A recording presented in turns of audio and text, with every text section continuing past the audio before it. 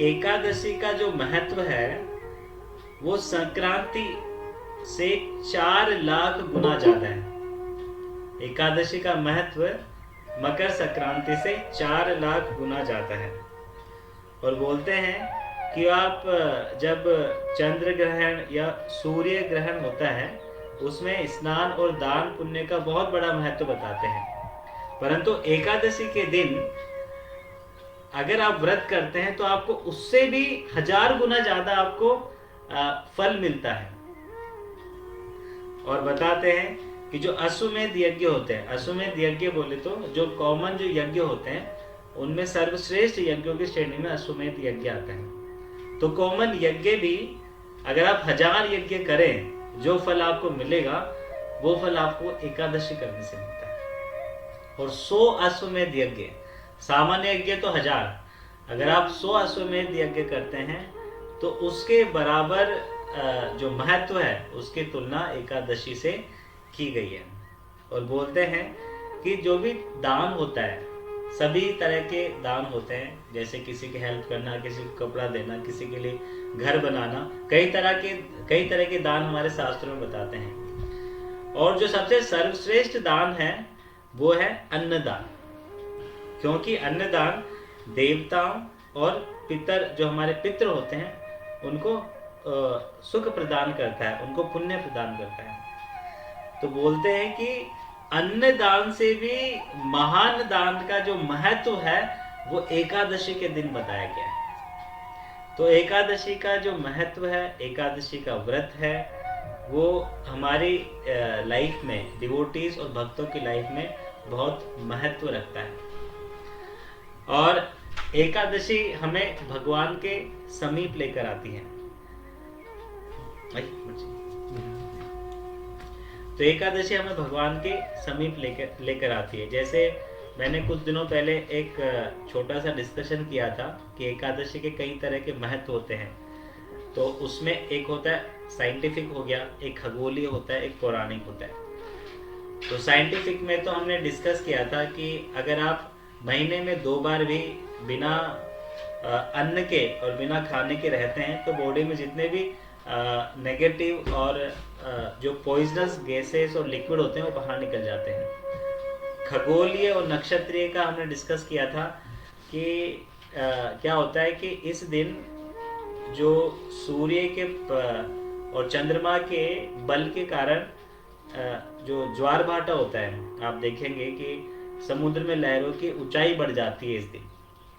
तो अगर आपकी बॉडी में अन्न है, अन्न क्या होता है, अन्न पानी ज्यादा सोखता है, तो चंद्रमा के प्रभाव के कारण अगर अन्न आपके शरीर में है तो थोड़ा सा अपचन और कई तरह की परेशानी उत्पन्न करता है शरीर के अंदर। तो इससे बचने के लिए भी एकादशी महत्व रखता है। परंतु आज जो एकादशी है वो उत्पन्ना एकादशी है। तो आज हम यहाँ पर इनका जो पौराणिक महत्व है वो देखेंगे। तो बात है आज से करीबन 5000 साल पहले की। आप सभी ने सुना होगा कि श्रीमद् जो भागवतम है वो नैमिषारण्य में बोली गई थी। किसके द्वारा? सूत गोस्वामी के द्वारा। जो 88,000 स्वर्ण का ऋषि जो बैठे हुए हैं वो सब भागवतम सुन रहे हैं। किसके द्वारा? सूत गोस्वामी के द्वारा। तो जो ऋषि होते हैं, हरे कृष्ण, तो जो ऋषि होते हैं वो सूत गोस्वामी से पूछते हैं कि एकादशी को इतना ज्यादा महत्व क्यों दिया जाता है?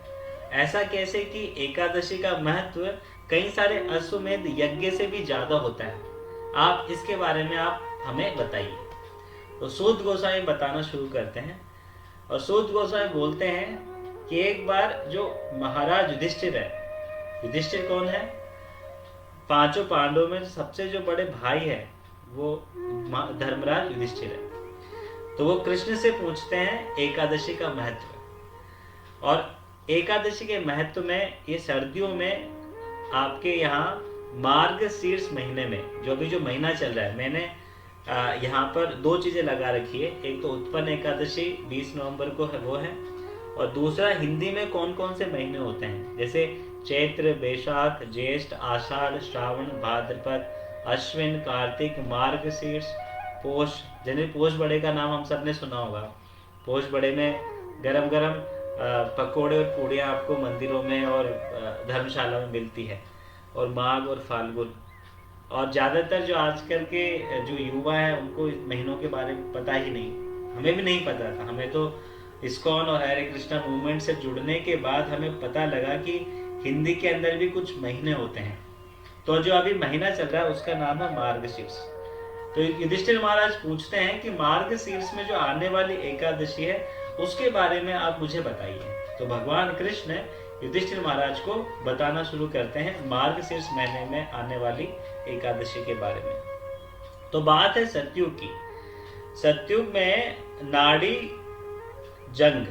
जंग का नाम का एक बहुत प्रतापी दुष्ट राजा था, और उसका बेटा था मूर। तो मूर क्या स्वभाव से दुष्ट बुद्धि का था, बहुत तेज था, बहुत प्रतापी था। तो उसने कई जगह राज्य हड़प लिए। जनरली हम देखते हैं जो दुष्ट प्रवृत्ति के जो लोग होते हैं वो हमेशा दूसरों की संपत्ति को हड़पने की कोशिश करते हैं, चाहे दूसरों की संपत्ति में कोई स्त्री हो या फिर उसकी जमीन हो, उसकी जायदाद हो।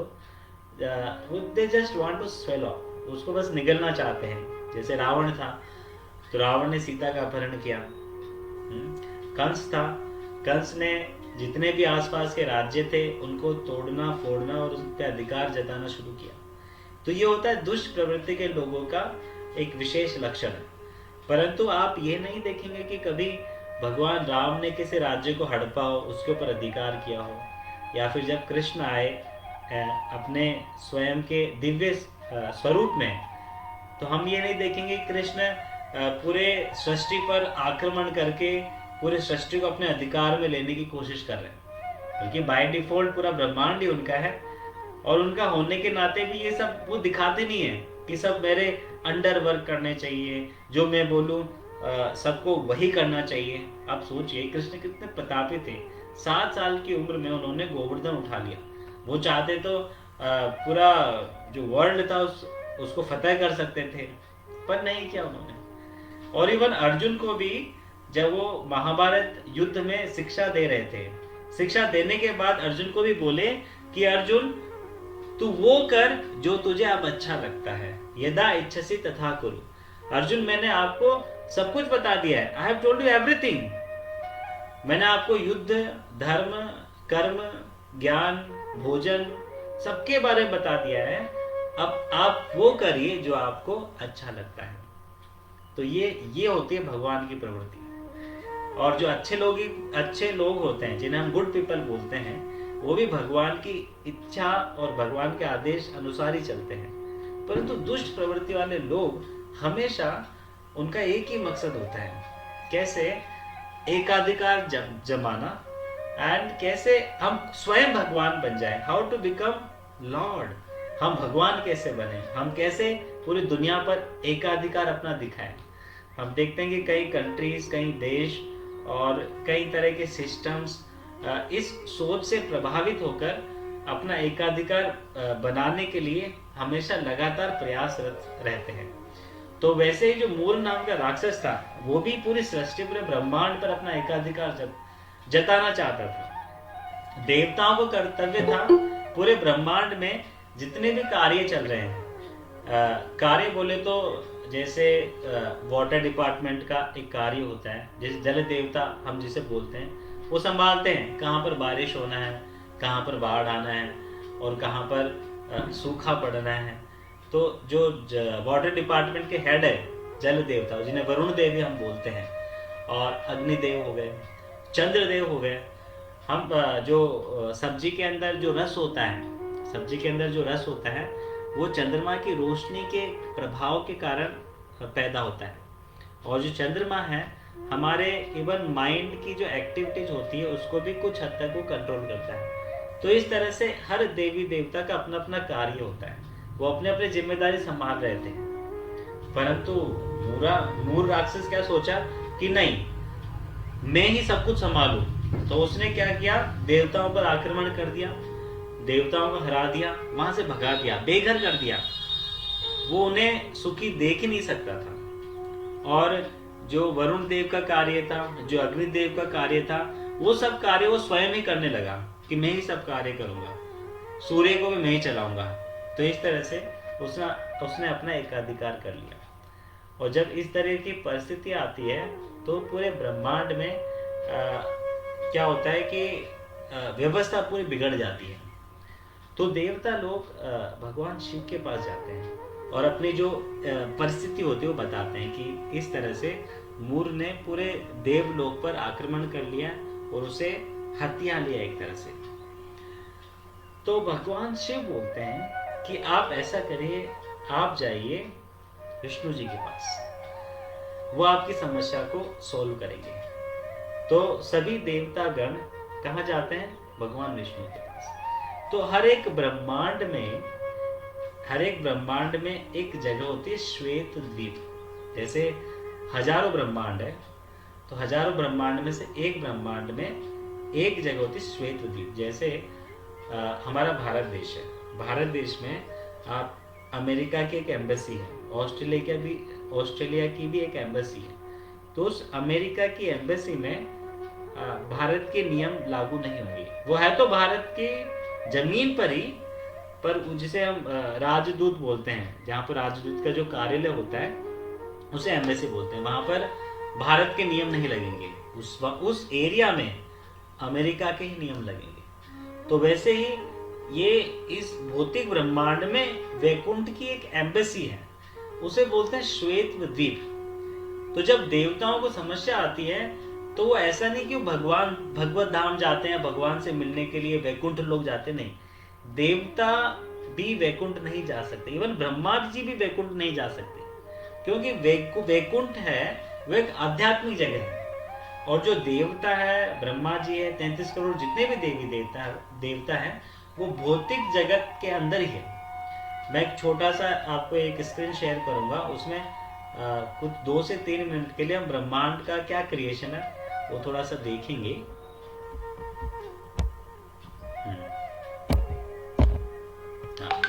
जैसे आप सभी को ये चार्ट नजर आ रहा होगा और नीचे की तरफ आप देखिए, इसमें लिखा हुआ 1 यूनिवर्स, एक ब्रह्मांड। और ऊपर आप देखेंगे कि ब्रह्म ज्योति के ऊपर पूरा वैकुंठ जगत है, जिसपे समय का प्रभाव नहीं होता, उसे बोलते हैं एंटीमेटर। तो ब्रह्म ज्योति से जो नीचे है वो मटेरियल वर्ल्ड है। तो उस मटेरियल वर्ल्ड में आप देखेंगे छोटे छोटे काफी सारे ब्रह्मांड है। तो एक ब्रह्मांड आपको अंडे जैसा नजर आ रहा है।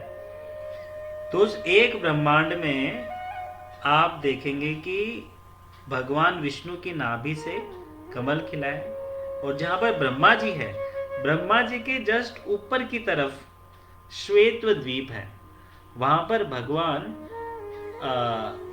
विष्णु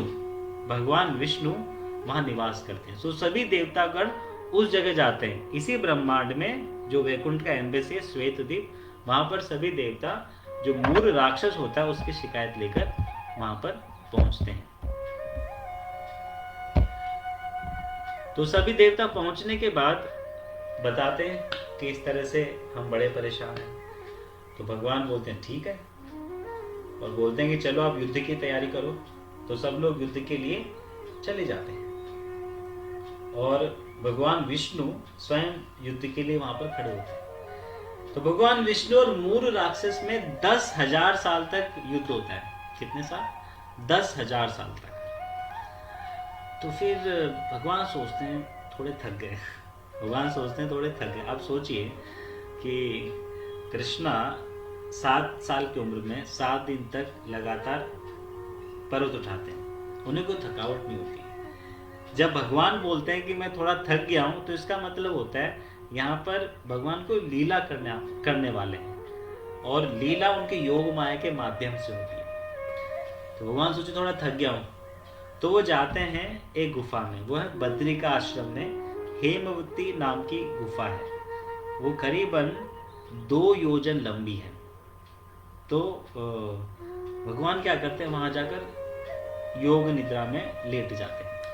और जब मोर उनका पीछा करते करते वहां पर आता है और देखता है कि भगवान डर के मारे सो गए, तो बड़ा गुस्सा आता है उसे।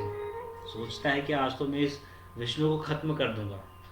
तो राक्षस लोगों की प्रवृत्ति ऐसी होती है, उनका हमेशा एक ही उद्देश्य होता है कि मैं भगवान को खत्म कर दूं और मैं भगवान बन जाऊं। ये ऐसा नहीं कि आज पहली बार हुआ है, ये सदियों से चलता आ रहा है। जब रावण था, कंस था, उससे पहले और राक्षस थे, इवन कलयुग में भी होता है। हम देखेंगे कि लोग भगवान के अस्तित्व को या तो नहीं मानते और या तो उसके अस्तित्व खत्म करना चाहते हैं या स्वयं भगवान बनना चाहते हैं। तो मूर्ख सोचता है कि आज तो मैं भगवान को खत्म कर देता हूँ, तो तभी भगवान के शरीर से एक देवी का प्राकट्य होता है।